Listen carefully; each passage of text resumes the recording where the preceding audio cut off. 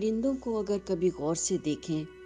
تو وہ ہواؤں اور فضاؤں میں آزاد اڑتے پھرتے دکھائی دیتے ہیں، خوف و خطر سے آزاد، خواہشات اور تمناؤں سے بے نیاز، آزاد دنیا کے آزاد شہری۔ ہاں، انہیں کچھ حدود و قیود کا خیال رکھنا ہوتا ہے، انہیں علم ہوتا ہے کہ وہ کتنی اونچی پرواز کر سکتے ہیں، اور اگر اس سے زیادہ اونچے اڑیں گے تو یہ ان کی زندگی کے لیے خطرناک ہو سکتا ہے۔ انہیں گرمی سردی کا خیال رکھنا ہوتا ہے، وہ سردی کے آنے پر ہزاروں میل لمبے سفر طے کر لیتے ہیں، کیونکہ انہیں معلوم ہوتا ہے کہ سردی ان کی جان لے سکتی ہے، اور جان بچانے کے لیے لمبے لمبے سفر بھی انہیں تھکاتے نہیں ہیں۔ ایسا ہی حال باقی مخلوقات کا بھی ہے، وہ اپنی حدود کو جانتے ہوئے آزاد زندگی بسر کرتے ہیں۔ انسان بھی دراصل آزاد پیدا کیا گیا ہے، ہاں البتہ وہ ایک معاشرتی حیوان ہے، اور اس کے بھی زندگی گزارنے کے راستے متعین کیے گئے ہیں۔ اس کے لیے صحیح کیا ہے اور غلط کیا ہے، اچھا کیا ہے، برا کیا ہے، یہ اسے اس کے خالق کی جانب سے بتایا بھی گیا ہے، اور اس کے اپنے اندر بھی اس کی تمیز رکھ دی گئی ہے۔ اس کے باوجود انسان آزاد نہیں ہے، اور ہزاروں غلامیوں کے طوق اس نے اپنے گلے میں لٹکائے ہوئے ہیں۔ مثلاً سب سے بڑی غلامی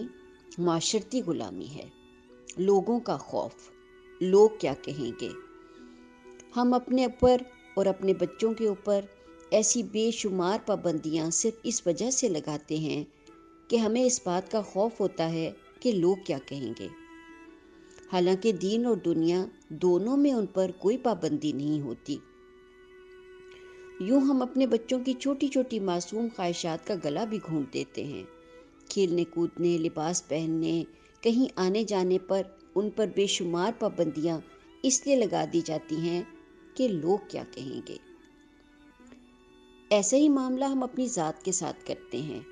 ہمیں صحیح اور غلط کا علم ہو رہا ہوتا ہے، ہم جانتے ہوتے ہیں کہ ہمیں کیا کرنا ہے، راستے واضح نظر آتے ہیں،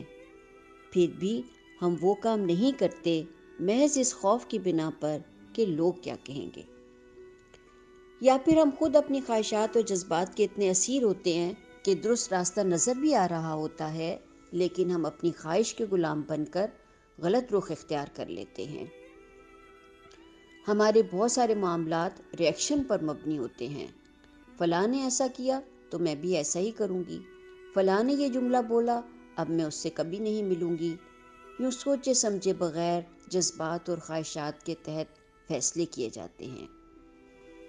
ایسے ہی اکثر شوہر حضرات بیویوں کو ان کے بنیادی حقوق دینے سے بھی گریز کرتے ہیں، یہ سوچ کر کہ یہ برا لگے گا، یا پھر گھر والے کیا کہیں گے، یا پھر میں بیوی کے سامنے چھوٹا بن جاؤں گا۔ بیوی سے مشورہ کرنا یا اس کی رائے لینا حتیٰ کہ عزت سمجھا جاتا ہے،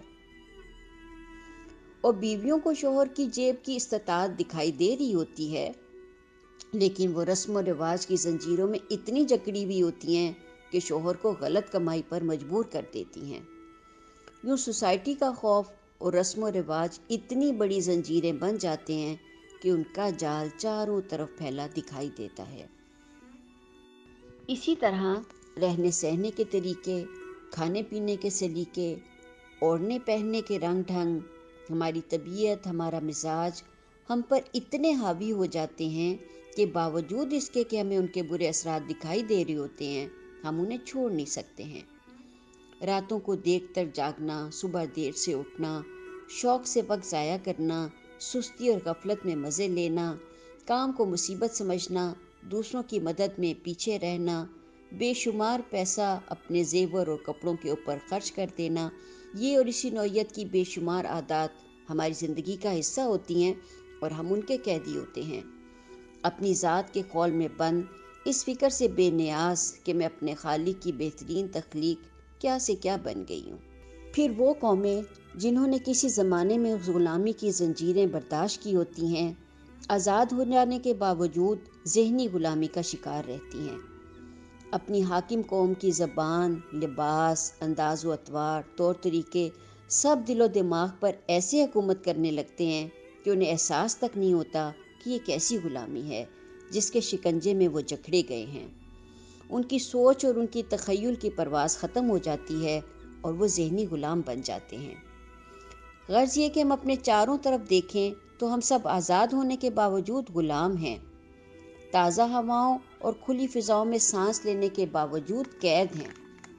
کہیں اپنی ذات کے خول میں، کہیں معاشرے کی زنجیروں میں، کہیں لوگوں کے خوف میں، کہیں قوموں کی پیروی میں، کہیں خواہشات کی غلامی میں اور کہیں جذبات کی اسیری میں۔ آئیے سوچنا شروع کریں، اپنی بنائی ہوئی تمام زنجیریں توڑ ڈالیں، آزاد سوچ اور آزاد عمل کو پروان چڑھائیں، اپنے آپ کو اپنی ذات کی اور بندوں کی غلامی سے نکال کر ایک رب کی غلامی اختیار کریں۔ پرندوں کی طرح اپنے تخیل کو پرواز دیں، اس لیے کہ اصل غلامی زنجیروں کی نہیں،